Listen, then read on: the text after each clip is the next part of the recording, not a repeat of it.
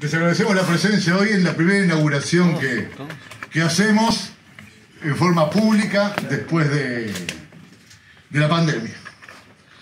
Estamos acostumbrados a un ritmo de estos encuentros muy seguidos, pero bueno, los tuvimos que suspender durante un tiempo y ahora, gracias a cómo hemos sorteado la pandemia, gracias a las vacunas y a todo lo que hemos hecho entre el gobierno y la sociedad uruguaya, podemos nuevamente juntarnos en esto, así que le agradezco al secretario y al subsecretario de Salud Pública por el liderazgo en esos tiempos en el que, bueno, cada uno hizo lo que tenía que hacer. Nosotros atender a los pacientes, colaborar y ejecutar las políticas que había que ejecutar.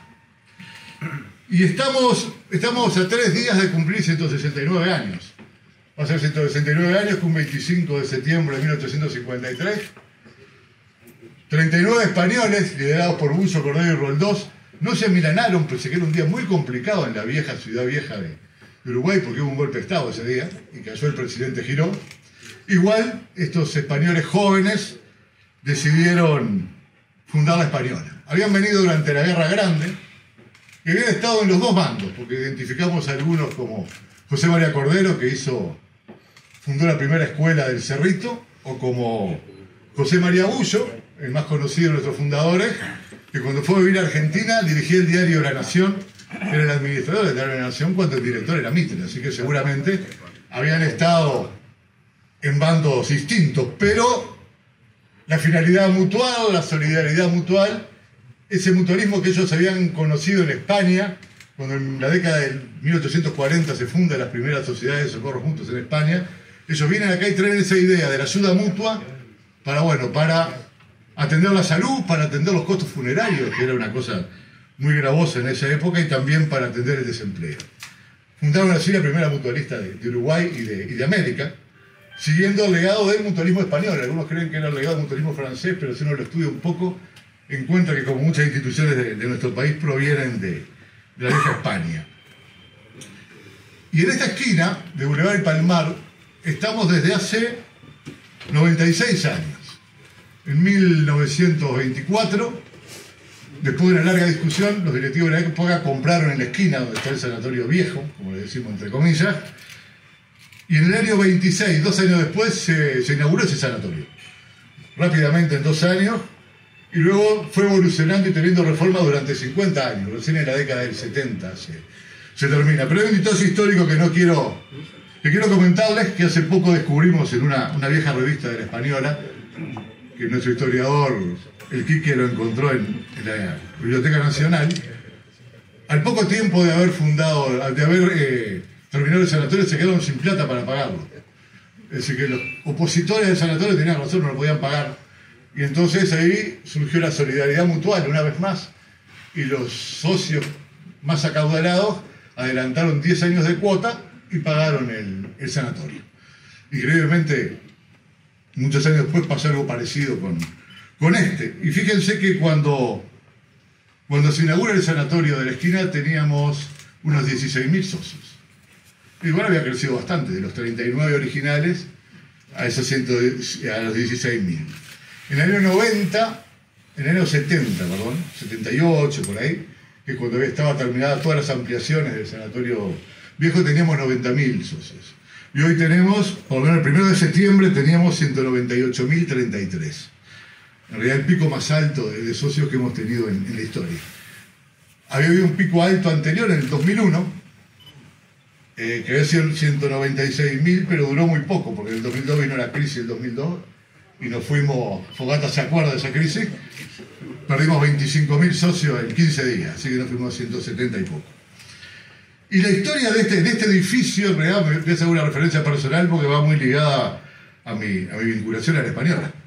Cuando entramos a la directiva en el 98, que ahí conocí a Juan Salgado, lo conocimos el día que presentaron la lista, porque estuvimos en esa directiva, que presidía Pepe García, que anda por ahí, José María García Álvarez. Está ahí el Pepe. Estaba el baldío de la demolición de lo que antes había acá, y no había plata para empezar la obra.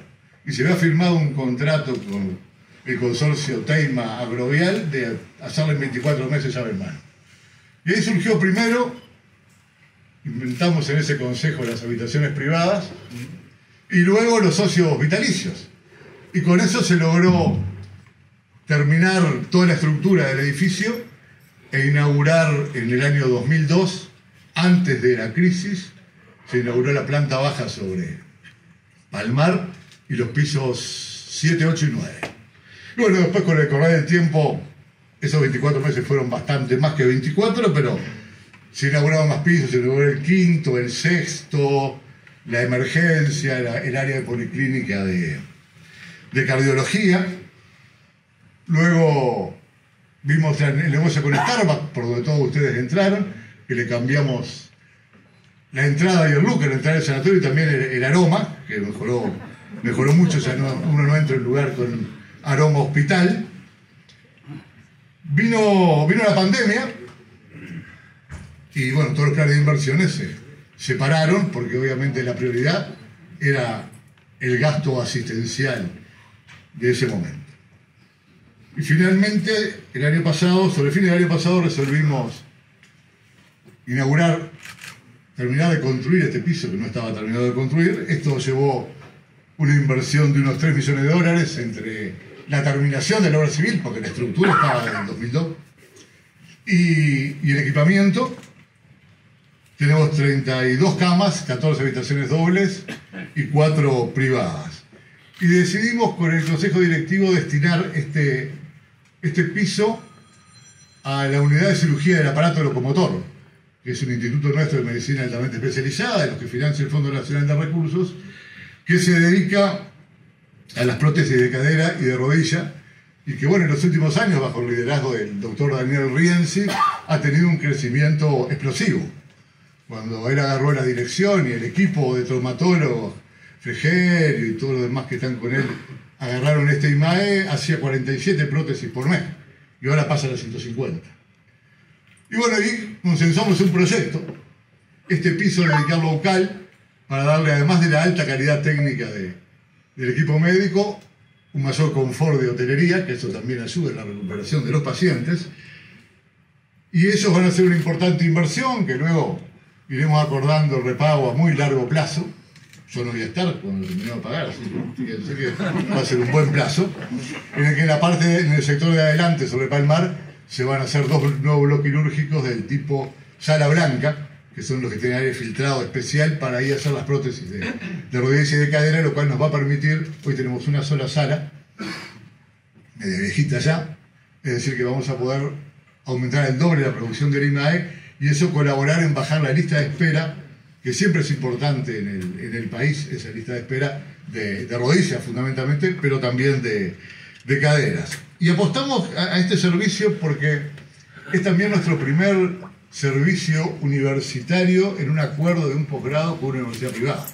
Entonces, desde hace 13 años tenemos residentes de la Escuela de Graduados de la Facultad de Medicina de la UDELAR, pero en este caso, en acuerdo con el CLAE, que nos visita hoy también, el posgrado de traumatología del CLAE se desarrolla en La Española, en nuestro servicio de traumatología y en el ECOA bucal, donde los que están haciendo ese posgrado pueden ir a hacer desde emergencia y policlínica hasta trabajar en un IMAE y aprender ya en el posgrado a cómo se trabaja en las prótesis de cadera y de rodilla.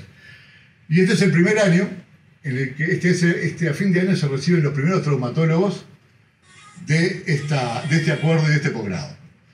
Y además ellos, de este grupo, ganaron en el Congreso de Traumatología que se desarrolló hace unos 15 días los 2 primeros premios a los trabajos científicos. Así que realmente, cuando apuntamos a decir, venga UCAL, no es solo porque es un IMAE, no es solo porque es un IMAE que deja su rentabilidad, no baja después del arancel, pero es un IMAE que es rentable, que colabora al financiamiento de todo, pero además tiene un alto nivel técnico, un alto nivel científico y se dedica también a la docencia y a la investigación. Así que esperamos que para los 170 años vamos a estar inaugurando acá las 2 salas blancas y 16 camas de internación atrás de esa puerta, que es el sector de este piso que da sobre la calle Rivera.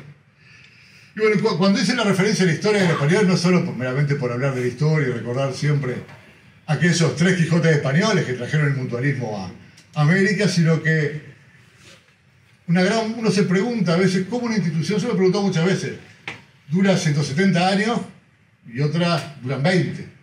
Como si uno hace el inventario estudiando la historia del mutualismo uruguayo, encuentra que desde que se fundó la nuestra hasta ahora, la lista de cerradas pasa a las 50. De mutualistas en sentido estricto, no de instituciones de salud en general.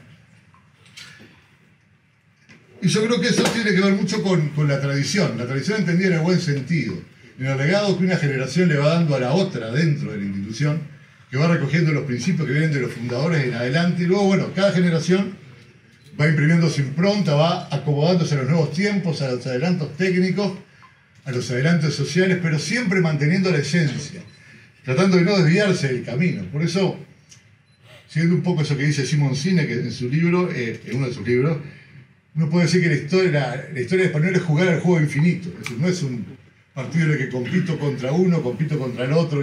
No, es competir contra sí mismo, tratando de ser siempre mejores y llevando adelante una causa que, uno podrá decir, tiene que ver o no tiene que ver, pero si miramos la historia tiene que ver mucho con la causa de los fundadores. Que podemos decir, al día de hoy esa causa es como una estrella polar, es algo que guiaba a los navegantes, pero nunca llegaban, pero es hacia donde vamos. Es a construir una organización donde la convergencia de recursos persiga brindar solidariamente a los socios servicios del mayor nivel posible para atender la salud integral de los mismos durante toda su vida. Ese ha sido el camino de la historia española, ese es en el que estamos ahora desde el siglo XIX al siglo XXI, y esperemos que mucho más allá. Gracias.